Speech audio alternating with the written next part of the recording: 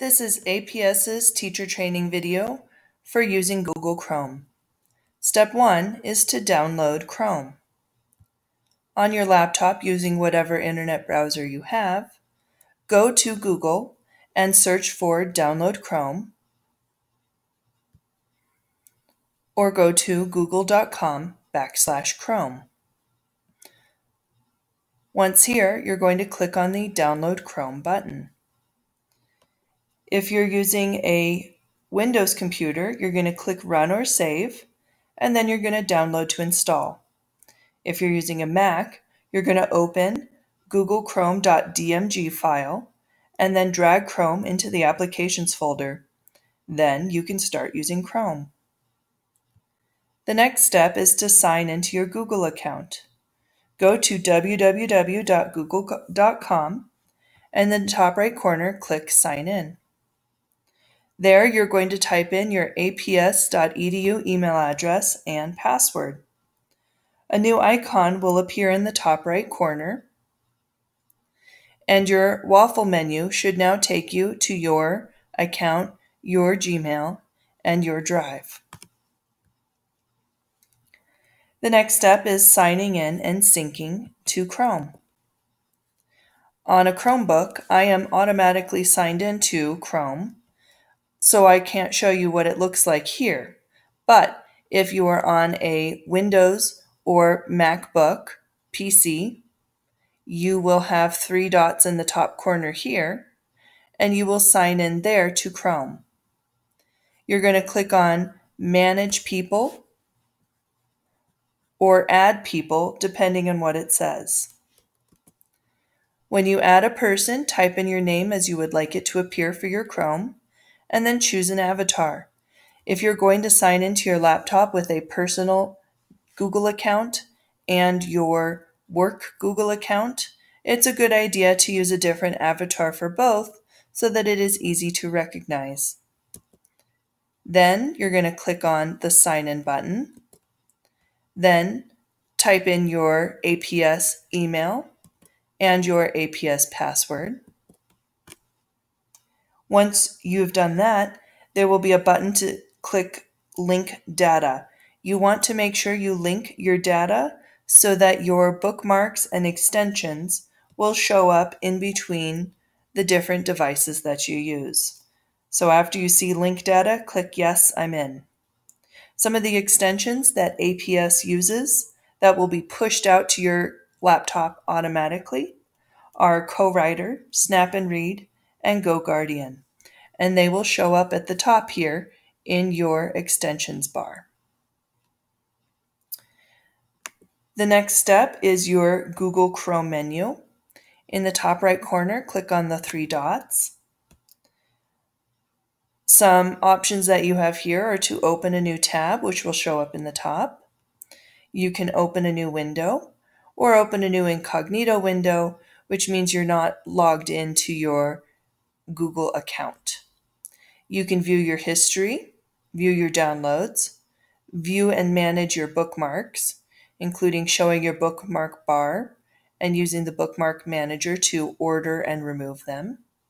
You can zoom in and out, and you can look at the settings button at the bottom, which will allow you to access your profile picture, import bookmarks, and turn sync on and off.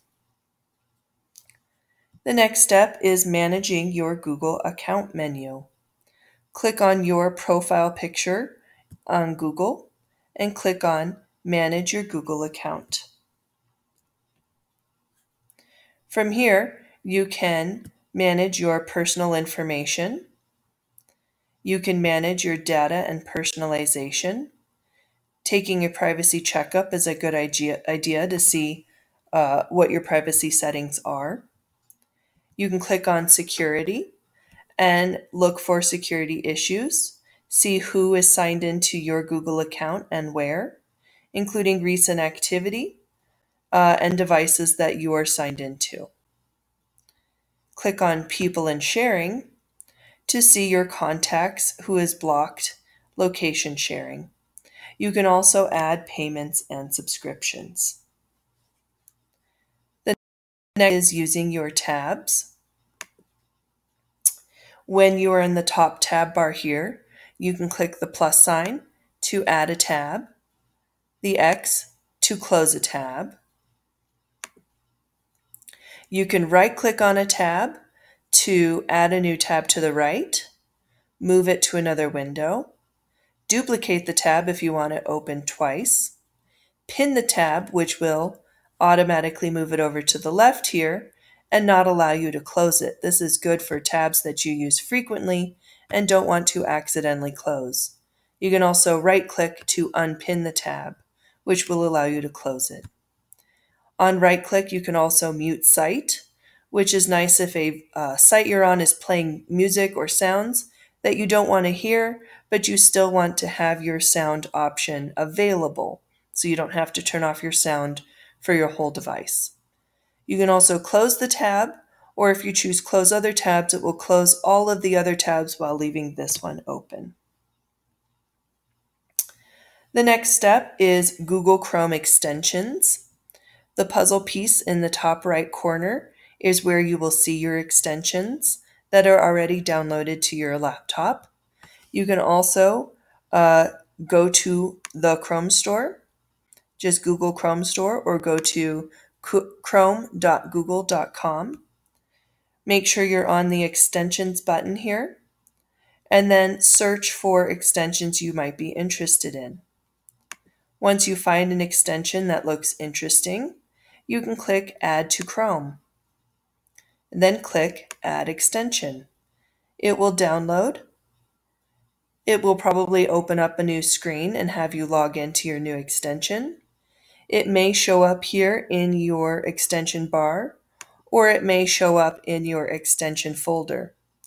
You can click the push pin next to it to pin or unpin extensions from your bar up top here so that you only see the ones that you want to see.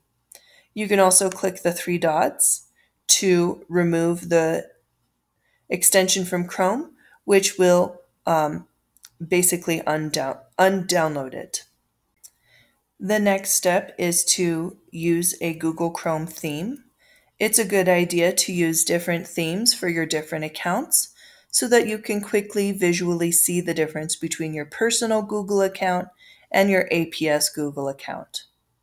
Click on the three dots in the top right corner, go to Settings, go to Appearance, click on Browse Themes. This will take you back to the Chrome Web Store. There are lots of themes to choose from. Pick one that you like, click Add to Chrome, and automatically you can see that the top bar here has changed colors. Now when I open up a new tab, I will have the new theme here. When I switch accounts,